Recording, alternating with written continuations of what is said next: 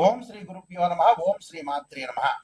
దేవగురువైన బృహస్పతి మార్చి 11వ తారీఖున వక్రత్యాగం జరుగుతుంది. వక్రత్యాగం అంటే ఏంటంటే సాధారణ స్థితిలోకి రావటం అని అర్థం.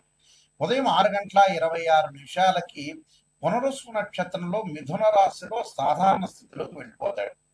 ఇక్కడ డైరెక్ట్ రిట్రోగ్రేడ్ అంటాం మనం. డైరెక్ట్ అంటే ఏంటంటే డైరెక్ట్ మార్గంలోకి వస్తున్నాడు, అంటే రిట్రోగ్రేడ్ వెళ్ళి డైరెక్ట్ మార్గంలోకి వస్తున్నాడు. అంటే వక్రత్యాగం అనేది పోయి రుజుమార్గంలోకి దేవగురువైన బృహస్పతి రుజుమార్గంలోకి వస్తున్నాడు. ఇక్కడ గురువు సంతానకారకుడు, అలానే విద్యాకారకుడు, భాగ్యకారకుడు, లాభకారకుడు, యశస్సుని, కీర్తిని, విద్యని, ఫైనాన్షియల్ పరంగా గ్రోత్ చేసే కారకత్వాన్ని వహించే గ్రహం ఏమిటి అంటే గురువు అని అర్థం. ఈ దేవగురువు అయిన బృహస్పతి మొన్నటి వరకు కూడా వక్రస్థితిలో ఉన్నాడు. ఈ వక్రస్థితిలో మార్చి 11వ తారీఖున వక్రస్థితి నుంచి వెళ్ళి సాధారణ స్థితిలోకి వస్తున్నాడు. సాధారణ స్థితిలోకి వచ్చినప్పుడు మరి ద్వాదశ రాశుల వాళ్ళకి ఎలాంటి ఫలితాలు జరగబోతున్నాయి అంటే, ముఖ్యంగా ప్రధానంగా అన్ని గ్రహాల్లో ముఖ్యమైన గ్రహం ఏమిటి అంటే గురువు. అందువల్ల పాత రోజుల్లో మనకి గురుబలం ఉందా అని చూసేవాడు. అంటే వివాహానికి కానీ అలా సంతానానికి కానీ ద్వితీయ భావకారకుడైన, అంటే ద్వితీయ భావకారకుడు, పంచమ భావకారకుడు, అలానే భాగ్య భావకారకుడు, లాభభావకారకుడైన గురువు ఏ విధంగా ఉండబోతున్నాడు అంటే ఆర్థిక స్థితిగతులు మెరుగుపరచబోతున్నారా, సంతానం కలగబోతుందా, వివాహం కలుగుతుందా, కుటుంబ పరంగా చిక్కులు అనేవి ఎలా ఉండబోతున్నాయి, చిక్కులు ఉంటాయా, విడిపోతాయా, ఇవన్నీ కూడా దేవగురు అయిన బృహస్పతి ద్వారానే మనకు తెలుస్తుంది. ఇవన్నీ కూడా గోచారరీత్యా ఫలితాలని చెప్పబోతున్నాం.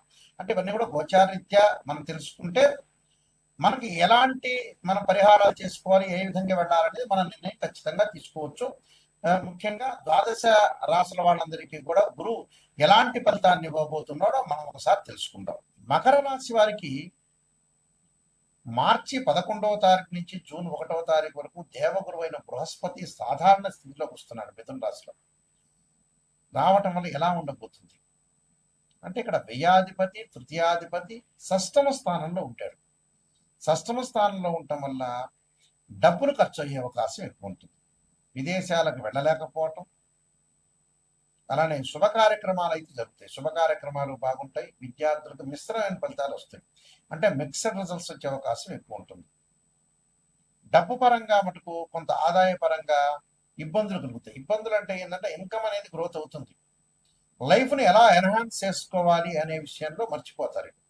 లైఫ్ని ఎలా లీడ్ చేయాలి అనే విషయాన్ని మర్చిపోయి అందరూ తన వాళ్ళు అనుకొని మోసపోయే అవకాశాలు ఎక్కువ ఉంటాయి. డబ్బులు ఇచ్చిన వాడు మళ్ళీ తిరిగి ఇచ్చే అవకాశం అనేది లేదు వీళ్ళకి. ఎలాంటి లాభాలు కలగకుండా ప్రతి విషయంలో కూడా కొద్దిగా జాగ్రత్త పడటం అనేది మంచిది. శత్రులు మిత్రులు కాస్త శత్రులుగా మారటం, వీళ్ళు ఎవరైతే డబ్బులు ఇచ్చారో వాళ్ళు ఫోన్ స్విచ్ ఆఫ్ చేసుకోవడం, డబ్బులు ఇవ్వలేకపోవడం, ఇలాంటి ఇన్సిడెంట్స్ బాగా జరుగుతుంటాయి. అలానే శుభ కార్యక్రమాలు బాగా జరుగుతాయి, కానీ ఒకటవ సంబంధం, రెండవ సంబంధం అనేది మనం పెళ్లి చూపులకు వెళ్ళిన తర్వాత అది ఫెయిల్ కావటం, నచ్చకపోవటం, అమ్మాయి నచ్చకపోవడం, తర్వాత మూడవ సంబంధం కుదరటం ఒకటి జరుగుతుంది. విద్యార్థుల మటుకు అధిక శ్రమతో పాస్ కావాలి, అంటే ఎంతో కష్టపడాలి. వేరే వ్యాపకారాన్ని కూడా తగ్గించుకొని చదువు మీద బాగా కాన్సన్ట్రేషన్ చేసి ముందుకు వెళ్తేనే మనకు మంచి జరుగుతుంది. కాబట్టి ఇలాంటి విషయాలన్నీ గుర్తుపెట్టుకోవాలి. వాహన ప్రమాదాలు జరగకుండా చూసుకోవాలి. ఇళ్లు కొనుగోలు చేసేవాళ్ళు బిల్డర్స్ తోటి గొడవలు జరగడం, ఓనర్స్ తో గొడవలు జరిగే అవకాశాలు, అలానే పొలాల విషయంలో కూడా కొన్ని పంచాయతీలు జరగకుండా చూసుకోవాలి. పిత్రార్జిత విషయంలో కూడా అన్నదమ్ముల మధ్యలో గొడవలు జరిగే అవకాశాలు ఎక్కువ ఉంటాయి. అక్క చెల్లెళ్ళ మధ్యలో కానీ అన్నదమ్ముల మధ్యలో వివాదాలు రాకుండా చూసుకోవడం చాలా మంచిది. అనవసరమైన వివాదాలు రావటం వల్ల పెద్దగా ప్రాబ్లమ్స్ అనేవి వచ్చే అవకాశం ఎక్కువ ఉంటుంది. కాబట్టి ఏదైనా గురువారం రోజున వీళ్ళు జాగ్రత్తగా ఉంటే వీళ్ళకి మంచి జరిగే అవకాశాలు ఎక్కువగా ఉంటాయి. కాబట్టి నేను చెప్పిన పరిహారాలను పాటించాలి. దత్తాత్రేయ స్వామి యొక్క స్తోత్ర పాలనం కానీ దత్త కవచాన్ని చదువుకోవాలి. భయం తొలగటానికి ఆంజనేయ స్వామి యొక్క ఆరాధన చేయాలి. ఆంజనేయాయుధే వాయుపుత్రాయుధ్యమే తన్నో హనుమత్ ప్రచోదయాత్ అనే మంత్రాన్ని గురువారం రోజు చక్కగా చేయాల్సింది ఏంటంటే, ఓం యక్షాయ కుబేరాయ వైశ్రవణాయ ధనధాన్యాధిపతే ధనం ధాన్య సమృద్ధమే దేహిమే దాపి స్వాహ అనే మంత్రాన్ని చక్కగా చదువుకోండి. మీకు మంచి జరిగే అవకాశాలు ఖచ్చితంగా ఉంటాయి. ఈ గురువు వల్ల ఈ గోచారీత్యా మనకి గురుగ్రహం అనేది సంవత్సర కాలం పాటు ఉంటుంది. ఒక రాశి నుంచి మరో రాశికి మారుతుంది. గురువు అనుకూలంగా ఉండటమేనే ప్రధానమైన విషయం. ఏమిటంటే అన్ని గ్రహాల్లో ప్రాధాన్యత సంతరించుకున్న గ్రహం ఏంటంటే గురువు. గురువు కుటుంబకారకుడు, సంతానకారకుడు, భాగ్యకారకుడు, లాభకారకుడైన గురువు అనుకూలంగా ఉంటే కీర్తి ప్రతిష్టలు, ధనవృద్ధి కలగటం, అలానే ధనవృద్ధితో పాటు లాభాలు, ఫైనాన్షియల్ పరంగా ఇన్కమ్ కలగటం, సంతానం కలగటం. సంతానం సంపదప్రదం అన్నారు. సంతానం కలిగేది గురువు ద్వారానే.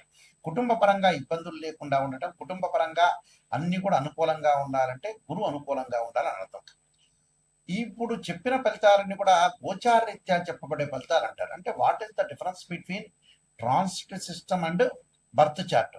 ట్రాన్సిట్ సిస్టమ్ అంటే ఏంటంటే గ్రహాల యొక్క మూమెంట్స్. అంటే ప్రతి నెలలో కూడా మనం రాశి ఫలితాలు చెప్పుకున్నట్టనే గ్రహాలన్నీ కూడా మారుతూ ఉంటాయి. ఈ గ్రహాలన్నీ మారుతున్నప్పుడు ఈ నెలలో ఏ విధంగా జరగబోతుంది అనేది గోచారం. అంటే ఎగ్జాంపుల్ ఏంటంటే ఒక చెట్టు ఉంటుంది, ఆ చెట్టు కింద వేళ్ళు ఉంటాయి. ఆ వేళ్లను ఏమంటారంటే బర్త్ చార్ట్ అంటారు.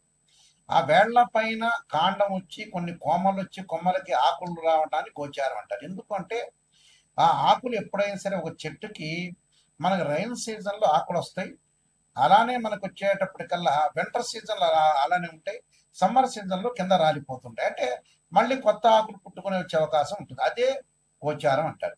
బర్త్ చార్ట్ ఏంటంటే పర్మనెంట్. అదే this is the natal chart అంటారు. అంటే ఒక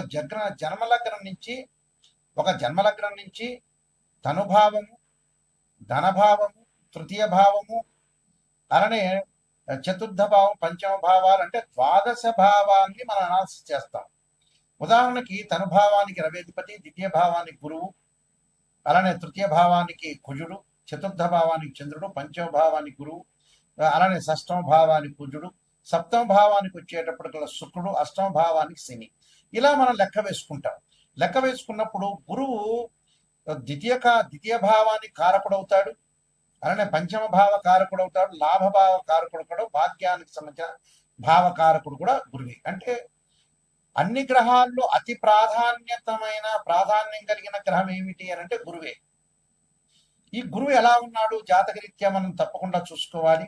గురువు యొక్క రిజల్ట్స్ ఎలా ఉండబోతుందో చూసుకోవాలి. ప్రధానంగా గురువు కొన్ని నక్షత్రాల్లో ఉండకూడదు. అవేమిటి? అశ్విని, మఖ, మూల, ఆరుద్ర, స్వాతి, శతభిషము, దానితో పాటు పుష్యమి, అనురాధ, ఉత్తరాభాద్ర నక్షత్రంలో ఉండకూడదు. జన్మలగ్నం నుంచి 6, 8, 12 స్థానాల్లో గురువు ఉండకూడదు. గురువు రాహుతో గాని, కేతువుతో గాని, శనితో గాని కలిసి ఉండకూడదు. నేను చెప్పే నక్షత్రాల్లో కూడా ఉండకపోవడం అనేది చాలా మంచిది. అయితే ఇవన్నీ కూడా ఏమిటంటే బర్త్ చార్ట్ని అనుసరించేవి. గోచార రీత్యా 2, 5, 7, 9, 11 స్థానాల్లో గురువు ఉంటే మంచివాడు గోచార పరంగా. బర్త్ చార్ట్కి సంబంధించిన కండిషన్స్ వేరు, అలానే గోచారానికి సంబంధించిన కండిషన్స్ వేరు. గోచార పరంగా మటుకు 2, 5, 7, 9, 11 స్థానాలు గురువు ఉంటే మంచివాడు. మిగతా స్థానాల్లో ఉంటే మిశ్రమైన ఫలితాలు ఉంటాయి. బర్త్ చార్ట్ను అనుసరించి మటుకు వేరే విధంగా ఉంటుంది. కాబట్టి ఇక్కడ గురువు ఎలా ఉంటున్నాడు అంటే బర్త్ చార్ట్లో ఒక రకంగాను, గోచార రకంగాను వేరే రకంగా ఉంటుంది. అయితే ఇది కన్ఫ్యూజ్ పడకుండా ఏ స్థానాల్లో ఉన్నారు, ఏ విధంగా ఉండబోతున్నారు, మనకి ఎలాంటి ఫలితాలు వస్తాయి అనేది ఆలోచించేయండి. అంటే ఇక్కడ కన్ఫ్యూజ్ ఏమీ లేదు. బర్త్ చార్ట్లో ఒక రకంగా నియమాలు ఉంటాయి, గోచార రీత్యా వేరే రకంగా నియమాలు ఉంటాయి. ఇప్పుడు మనం గోచారం ప్రకారంగా చెప్పుకుంటున్నాం కాబట్టి 2, 5, 7, 9, 11 స్థానాల్లో ఉంటే గురువు మంచివాడు, మిగతా స్థానాల్లో ఉంటే మంచివాడు కాదు అని అర్థం. ఇలాంటివన్నీ కూడా ఎప్పుడు కూడా జాతకాన్ని చెప్పించుకునేటప్పుడు నెగిటివ్ అనేది చెప్పించుకోవాలి. నెగిటివ్ పాజిటివ్ రెండుగా చూసుకోవాలి. నెగిటివ్ ఏదైనా ఉంటే దాన్ని పాజిటివ్గా చేసుకోవాలి. అంతా పాజిటివ్ అనేది ఆలోచన చేయొద్దండి. ఇప్పుడు ఎందుకంటే ఒక ఆస్ట్రాలజర్ని అప్రోచ్ అయ్యేటప్పుడు నెగిటివ్ పాజిటివ్ రెండు ఉంటాయి. గురువు గారు పాజిటివ్ని చెప్పాలని ఆలోచన చేయొద్దండి. నెగిటివ్లో వచ్చి మనం పాజిటివ్ జరిగే అవకాశాలు ఖచ్చితంగా ఉంటాయి. కాబట్టి భయభ్రాంతులు చెందాల్సిన పని ఏం లేదు. నేను నెంబర్ ఆఫ్ ఆస్ట్రాలజీ బుక్స్ రాశాను.